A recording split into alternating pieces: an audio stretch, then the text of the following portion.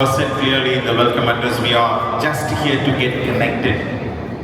And this is the stage in which I feel the right time with the August gathering that we are getting connected well. And my thinking of this connection or my envisaging of this connection is far beyond just being connected among ourselves. It is also the connection that we have to have with Loyola College itself. Why? Because, in my opinion, this college, this Loyola Arts Science College has 4 verticals. One is the academics, second one is the research, third one is the placement, and fourth is the startups. It is on these 4 verticals I feel that your contribution with these 4 verticals will make a huge impact so that the present generation will get all the benefits of it and they may come out with the flying colors. And I think of the first vertical, the academics. The academic industry tie-up will make a great difference for the students. And you as alumni, in your own little way, I think that you can contribute a lot for this intersection of academics with industry. And second one, as I told, the research. I feel that research in Loyola should not end up with publishing papers alone. It should move beyond that. It should go to the patent. It should come to the prototype. And also it should come to as a product. From publishing the papers to the product. That is the thing that I envisage, and I think that what is the problem in the society? You know it. You being the businessman, you know it, what is happening around the world. When you bring all these voluminous ideas into the research of this Loyola campus, it will make a huge difference.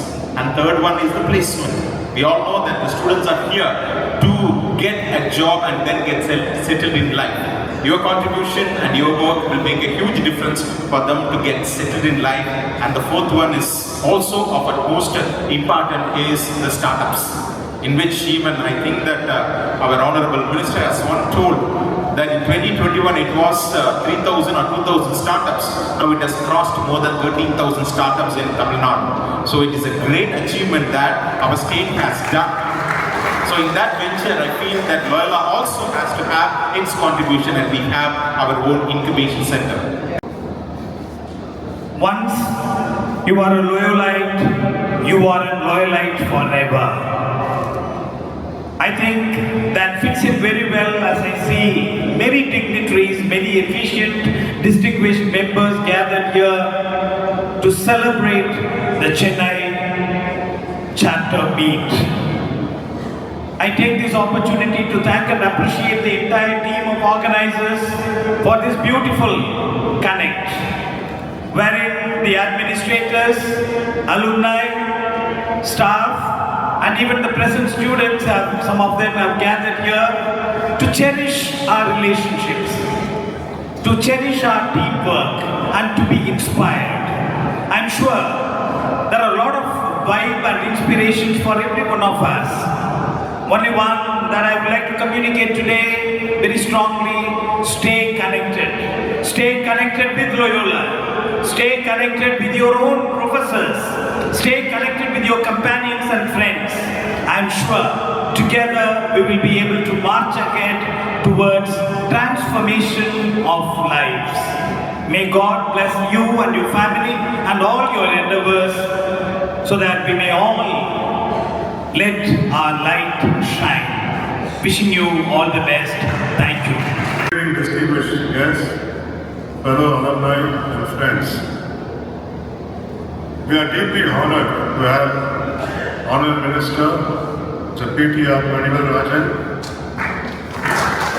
Minister for Information Technology and Digital Services, Mr. Sujit Kumar, Founder Nathan, Vice President and Head of Human Resources Infosys, and my batchmate Mohan Raman, Actor, Something 76.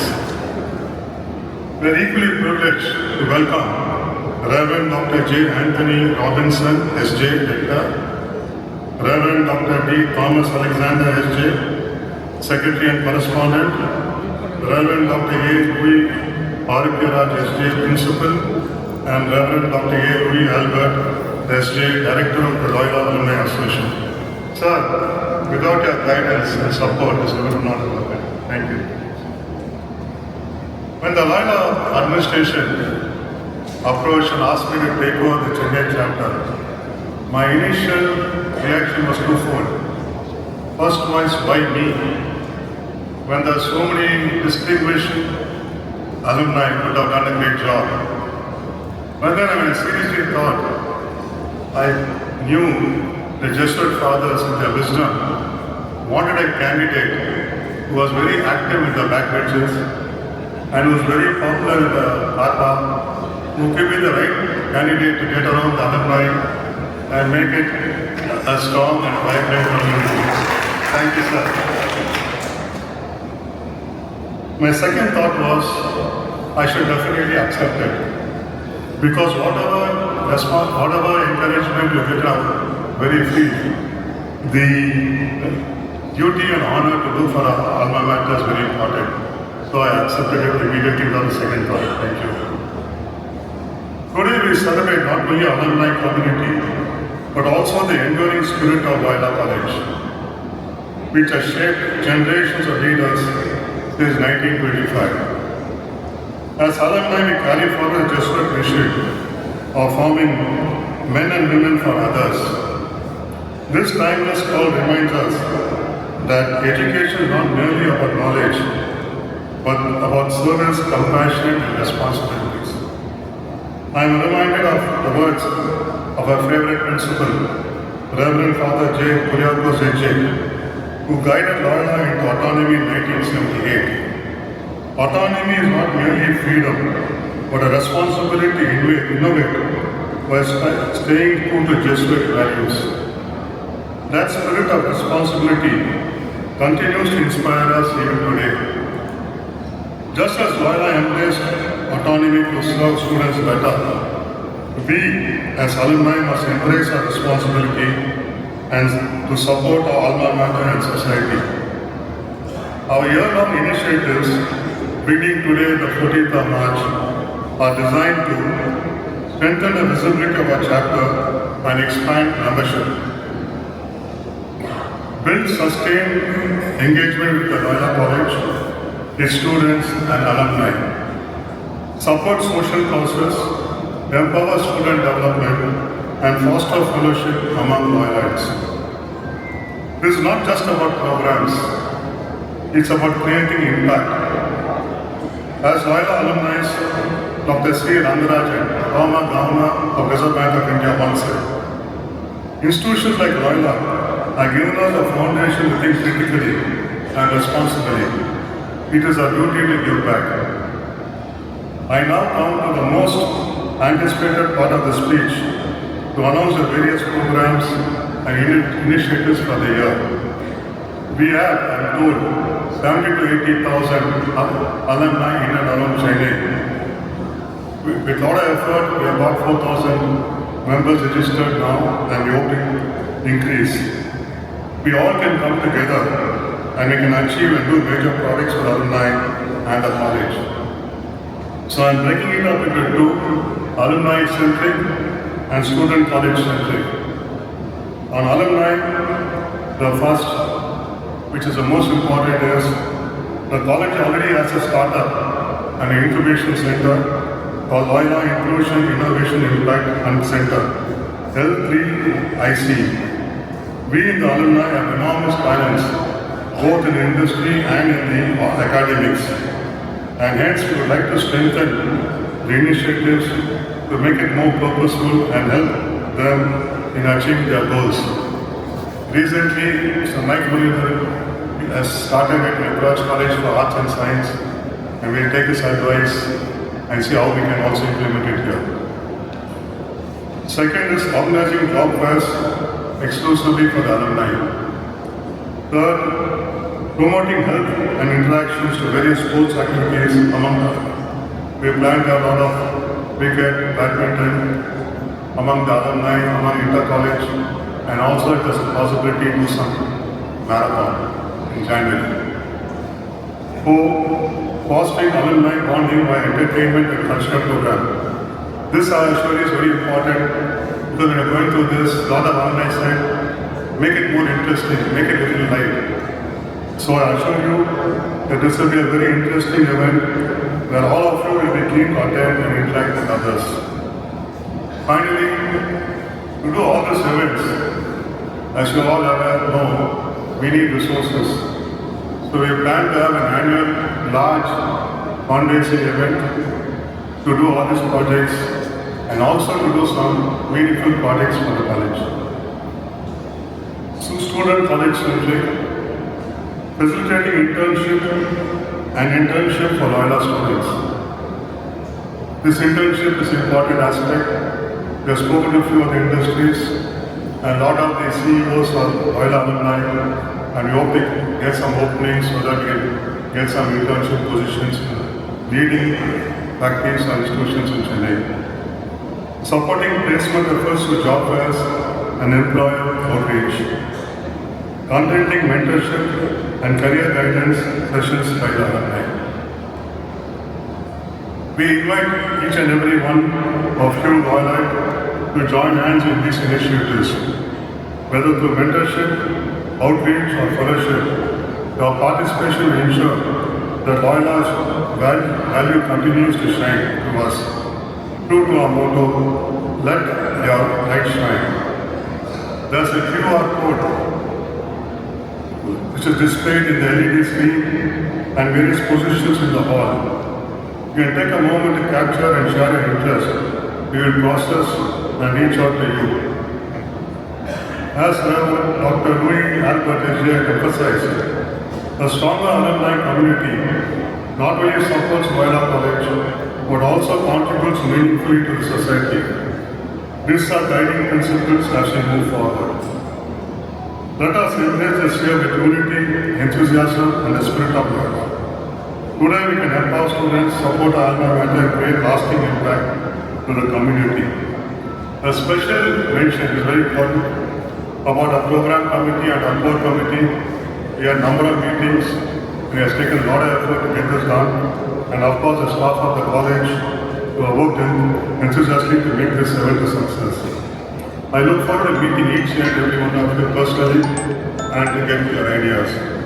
Thank you.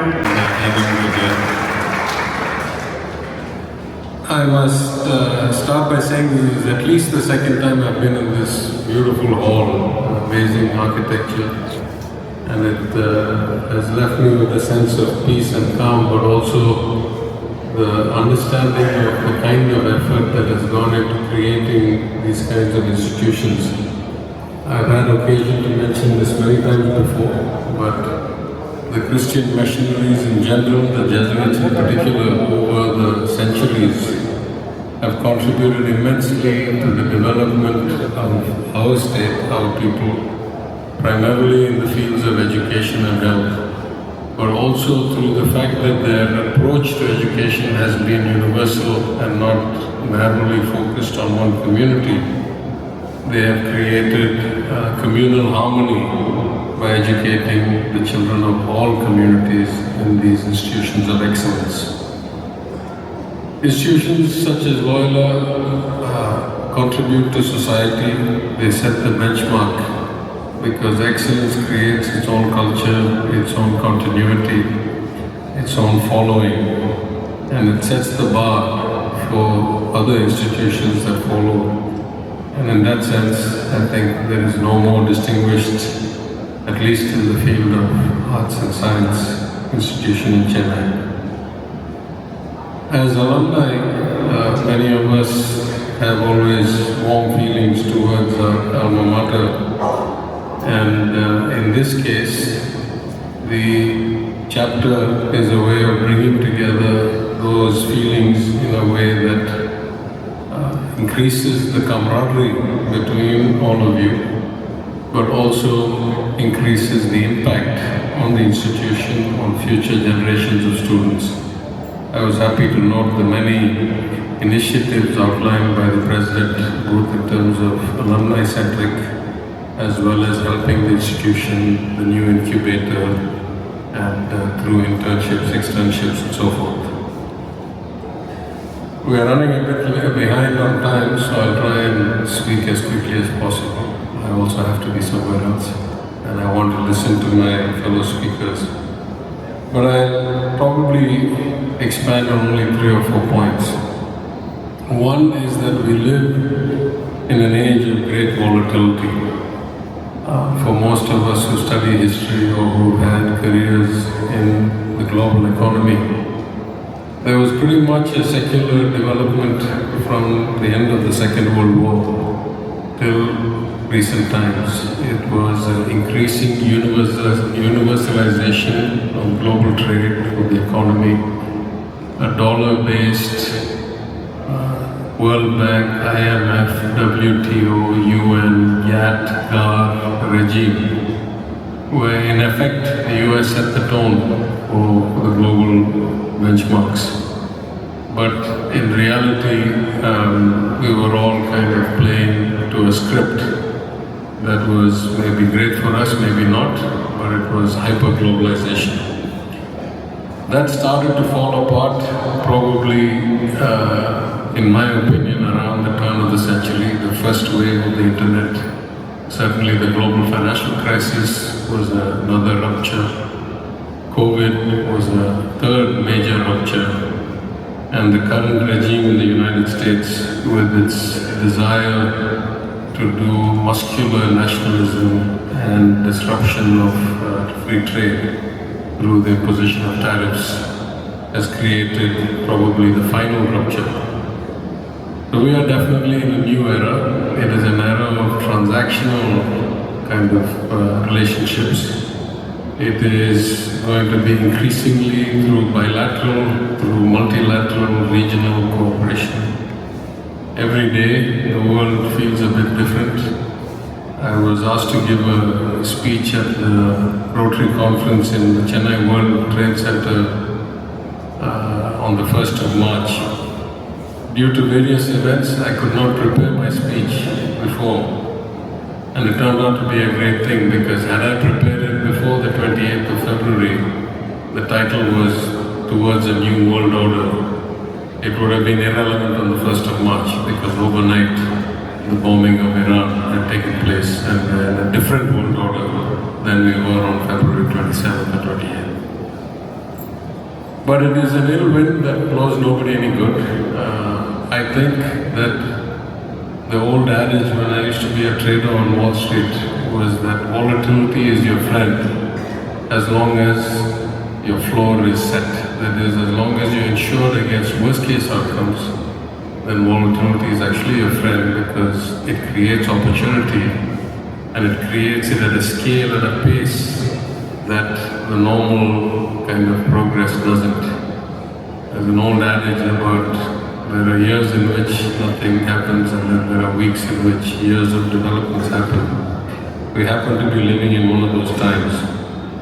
In this world order, there is going to be a huge premium on innovation. Established patterns are already being broken, and because partially there is a huge glut of liquidity searching for opportunity, this coming of the age of AI is being financed and driven at a pace that the previous ones were not.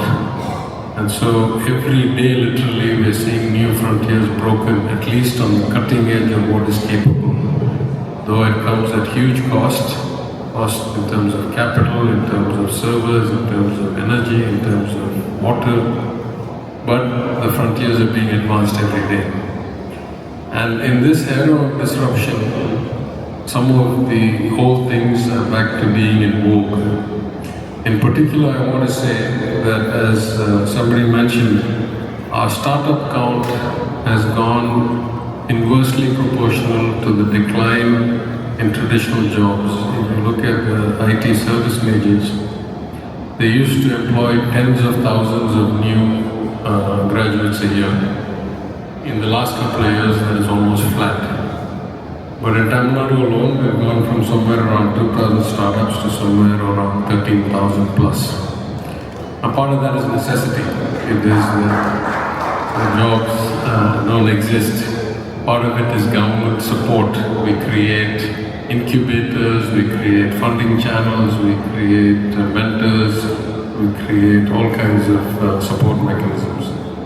But part of it, I think, is that in the age when technology was the kind of backbone of everything, from your car to your fridge to manufacturing processes, all of it was driven by information technology underneath.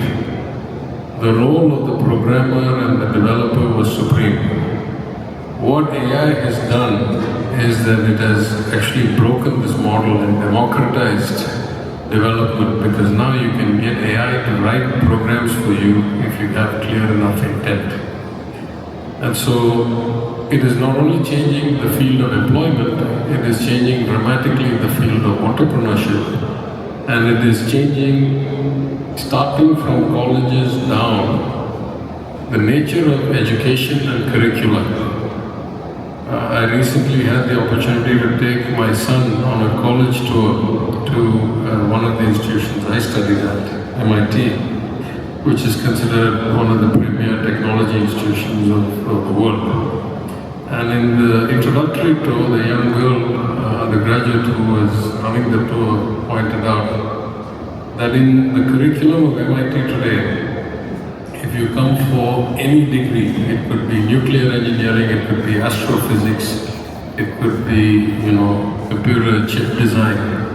Whatever your major is, in the first year you will need to take 5 courses in the humanities as a prerequisite to getting any degree. I am so happy about that, because I think the nature of education had become so trained on getting employment and skills that we had lost the original intent of education, which was to create better human beings, to create erudite, thoughtful, compassionate, learned people. And that is getting more and more relevant. If the machine can program itself, what we need are people who understand the human condition better and who are able to be compassionate and cross-cultural and cross-disciplinary.